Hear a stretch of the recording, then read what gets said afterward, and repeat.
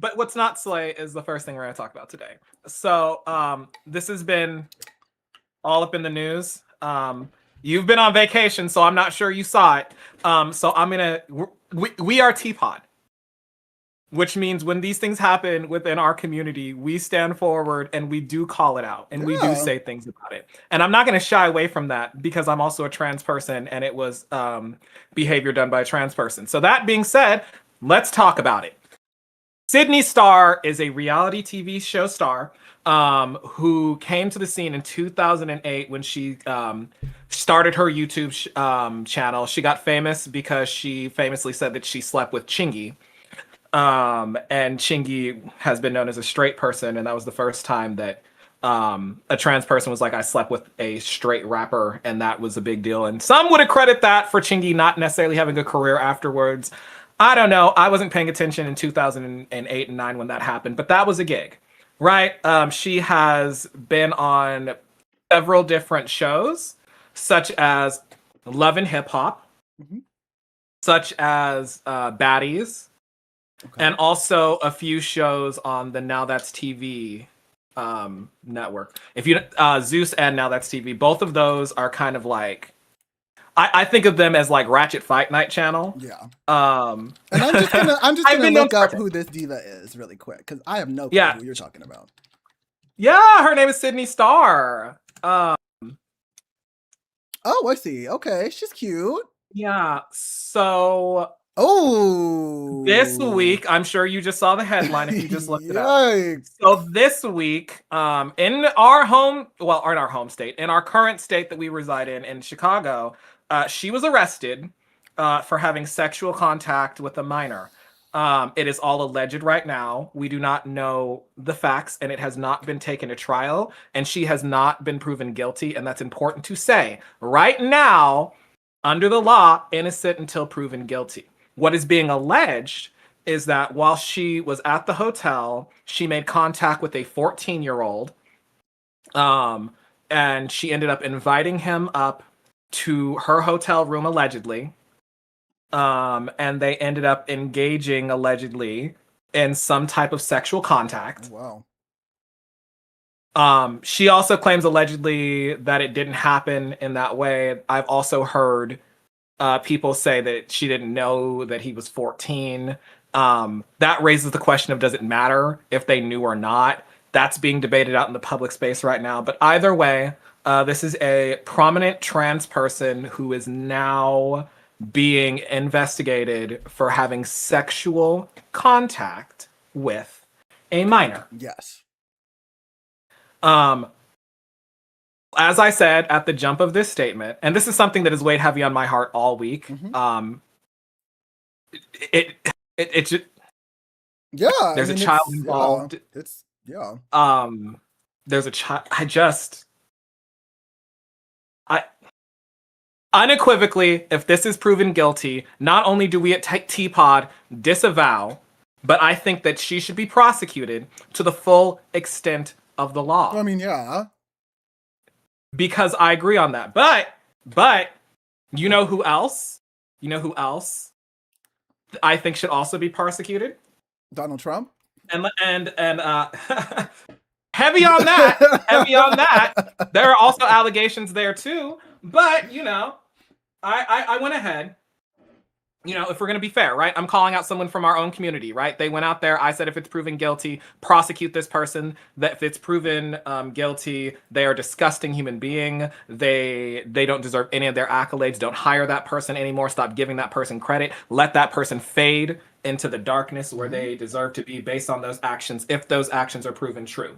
That being said, now that as a trans person, I have gone out there and I have condemned somebody in our community who has done things like that. I also expect people from other communities who also have people in their community that they've been mums about to also speak up. To be specific, Timothy Shaneyfield is a pastor from Florida who on July 29th was arrested for 3 counts of lewd battery against a child, alongside charges of criminal non-disclosure of HIV status and traveling to meet a minor.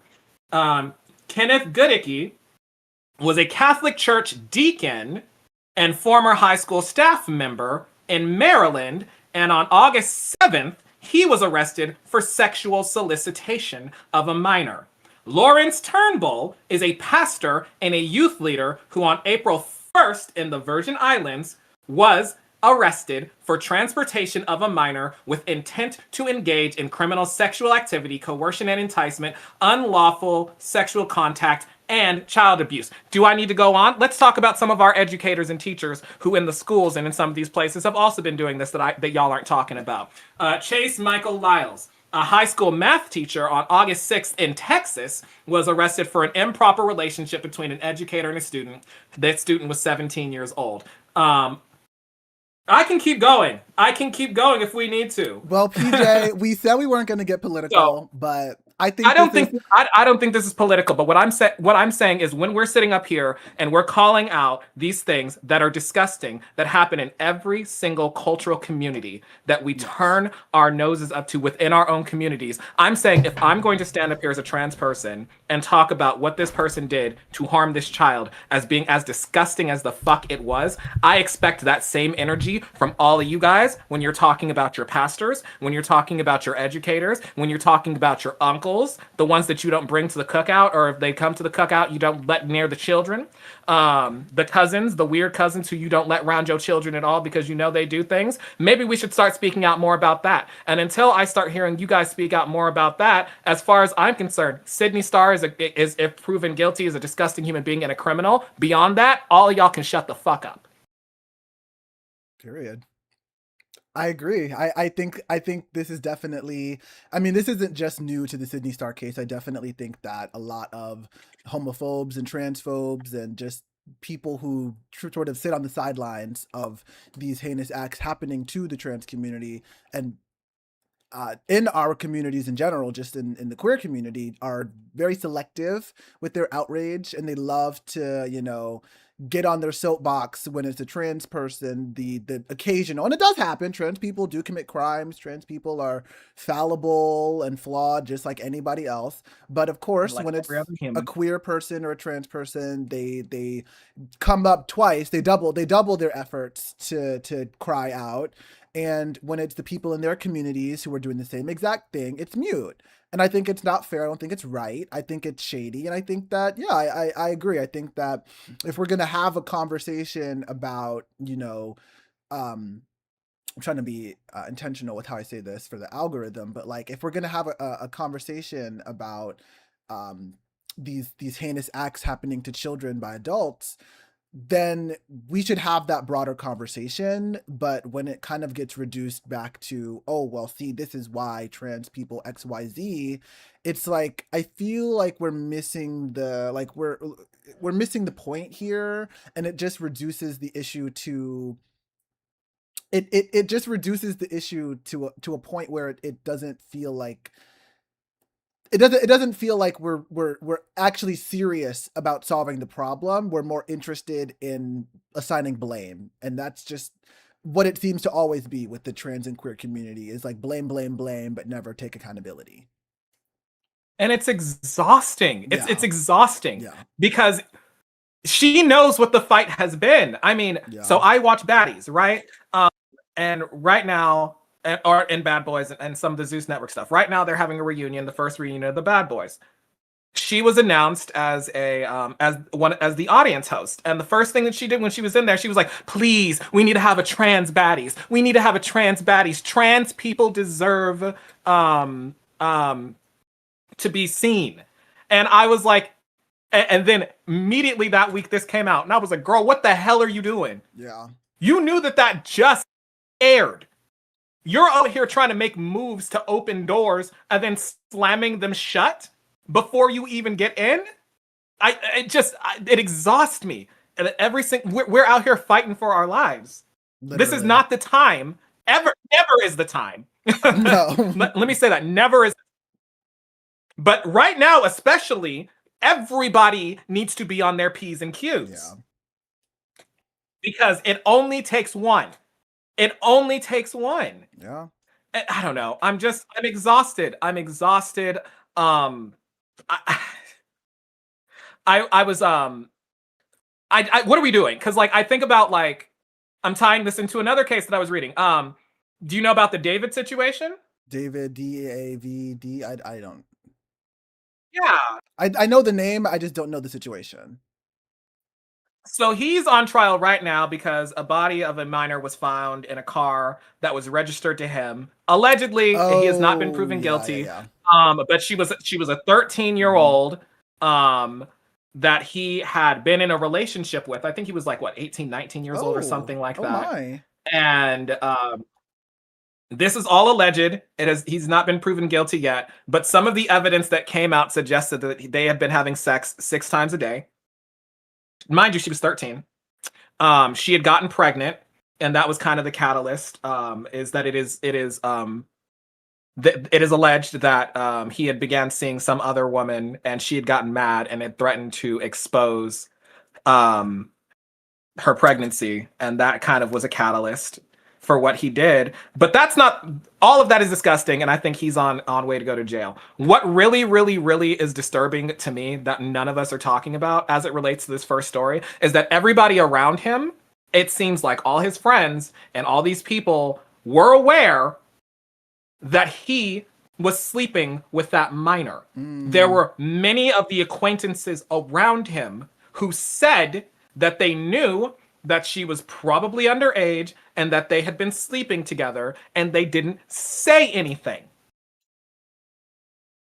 I think I'm really curious about what this, and maybe it's this political moment that we're in, maybe it's the rise of fascism and conservatism, but I'm really concerned with this like uptick in like sexual interactions with children.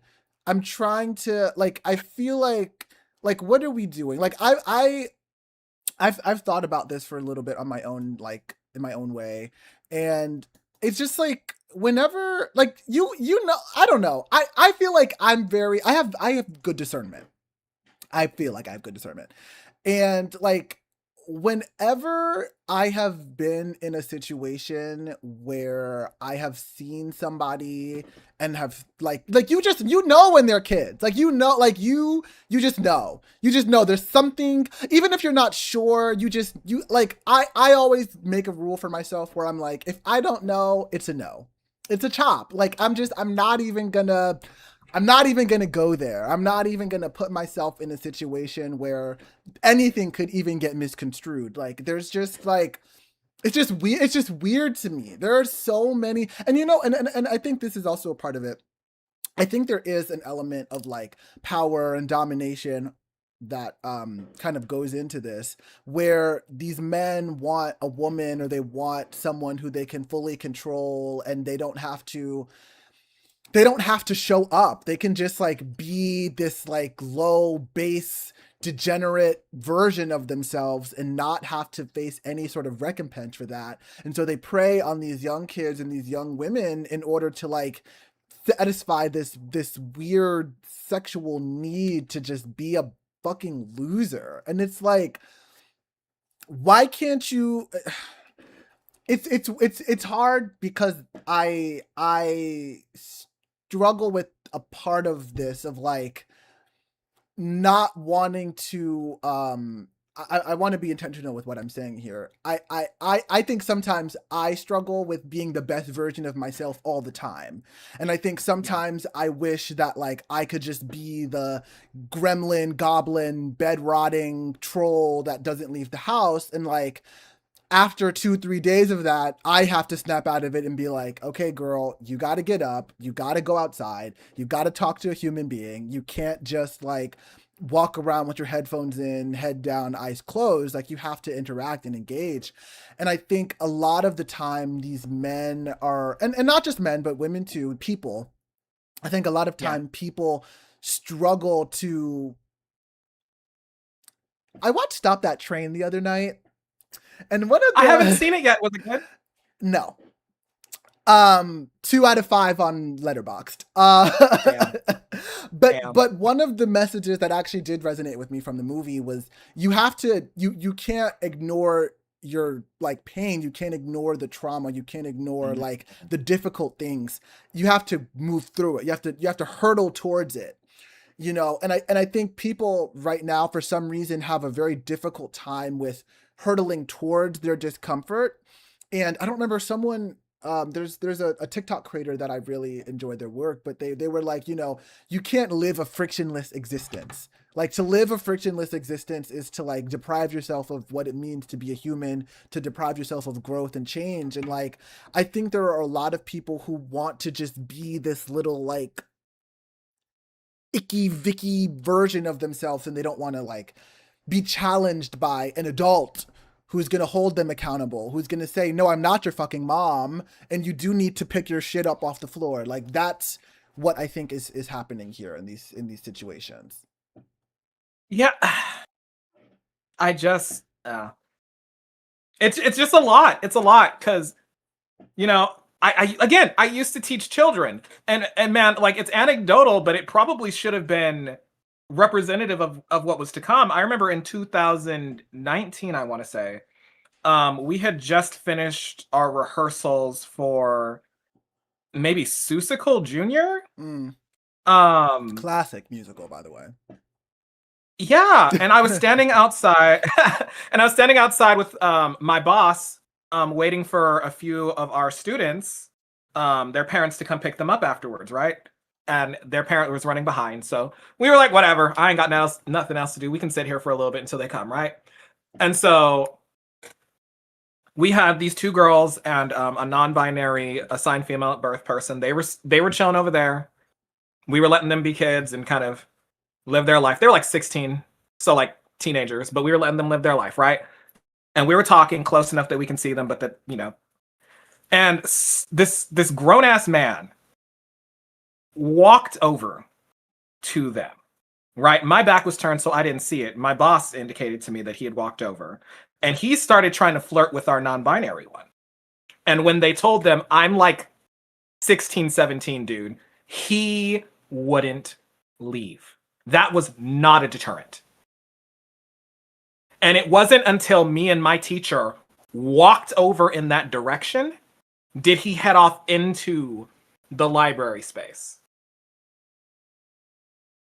In which case, my boss, if I remember correctly, walked in afterwards and informed the library that, hey, this guy walked in here. This is kind of a situation that just happened.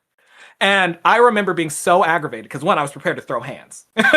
Yeah. and really would have had he not walked away. But I just remember being so disturbed because I was there when they said, I am 16 or 17, and how that wasn't a deterrent. And this again was in 2019. And so part of me realizes, you know, sometimes I sit up there and think, you know, I'm a little oblivious to certain things sometimes. I live in my little world. I'm usually pretty happy. You know, I'm throwing ass and having a good time. I generally tried for a very long time to believe in the good in people. And I think maybe that naivety really blinded me to some of the real issues that we're having. Because if I'm looking back that early, and by the way, not the only student that has happened to. The only time it happened around me, but not the only one of our students that happened to. And it just makes me think that this has societally been a much bigger issue than we maybe noticed. And it has nothing to do with gender identity, or I don't know. It has nothing to do with gender identity. It has nothing to do with race. It is just people. It's just, I mean, what is it? Let me not even go there, but it's just people. Like I remember last anecdote, because this is another one. I remember when I was in college, one of the people I stood next to in choir would always talk about his girlfriend. And one day I engaged and I was asking him about it, and he told me that she was still in high school. Mind you, he was older than me at that point. I was a freshman in high school. I think he was like a sophomore or junior. And he was saying that she was still in high school. And everybody around me was just treating it like that was like this cool thing. right? Like, oh, yeah, that's cool. I was the one who was like, why are you dating somebody who's still in high school Yeah. as a 22-year-old in college? And he said, well, I met her when I was in high school. So if 2 + 2 = 4, something ain't adding up. Something ain't And adding up, bro. we've been together for a long time, and her parents know about me, and I have their consent to be dating her as long as we don't like have sex. And we're gonna get married when she gets out of high school, so it's okay. They are married, I guess. So that did happen. At least they were married the last time I checked. But I just remember being disturbed by that even back in high school, and how everybody around me was like, "Well, hey, you know, they technically started dating while he was in high school, so it's okay." But I don't know the math, because he was in high school when she was in middle school. That's how they started dating. Like the math, I was like, y'all are doing some weird math. My calculations. From the jump, this was girl, unacceptable.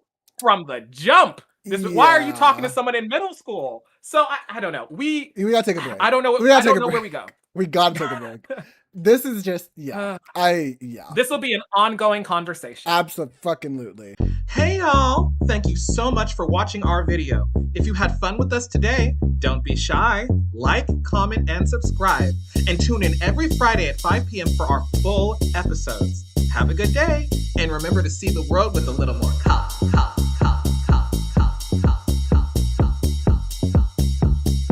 And remember to see the world with a little